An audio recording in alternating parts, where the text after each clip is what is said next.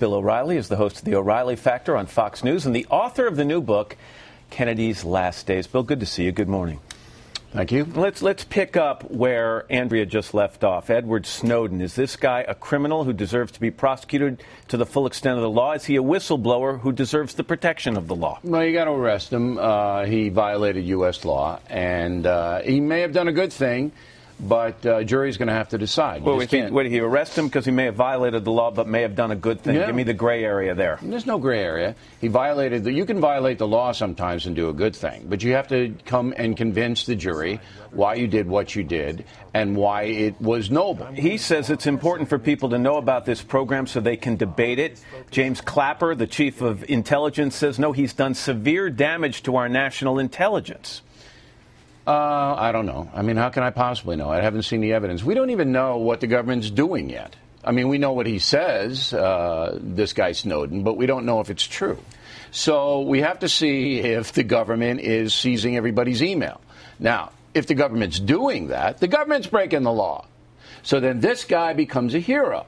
But if the government's not doing it and the guy is lying, then he's a criminal. From what we've heard so far, we know the government is collecting data. They're mining data on the phone calls that we may make every day. Origin, destination, things like and that. Time, right. And the government says it's essential to our national security. If the government were to come out and said, you know what, we're also listening in on phone calls. Against the Fourth Amendment. Between people, but we've got proof that it's thwarted terrorist attacks. How would you feel about that? Unconstitutional.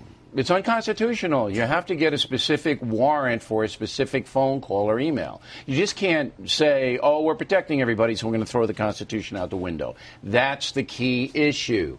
Is the government violating the Constitution of the United States? A new Washington Post Pew poll says they asked Americans about their reaction to the latest leaks and showed a mixed reaction. 52% of Americans agree that the government should not monitor everyone's email and online activity, but the poll also found that 62% of Americans think the federal government should investigate possible terrorist threats, even if that means intruding on privacy. So clearly people understand that security doesn't come without a price. Everybody understands that, but you have to have definition, and the definition is our Constitution. Can't just be seizing mass email, throwing it in Utah, and say we'll sort it out later. And that's the allegation. Now, is it true? We don't know. And why don't we know? Because, unfortunately, the Obama administration doesn't tell us anything. So we don't know what they're doing. If they are seizing mass email under FISA warrants... So you think there's been less transparency under this administration than there has been under past administrations? I don't know. I mean, maybe, but I can't find out anything. Can you? I don't know what happened in Benghazi. I don't know what happened in the IRS. I don't know what happened with James Rosen. I don't know what happened with this one.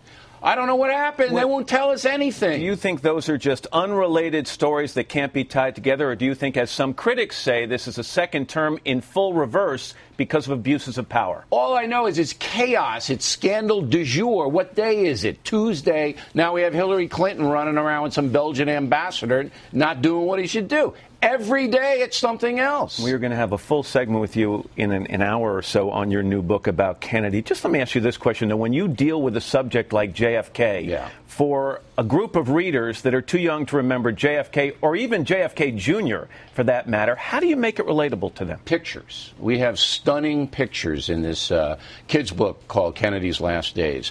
And you see the glamour of JFK and Jackie, and they see real people and the villain Oswald.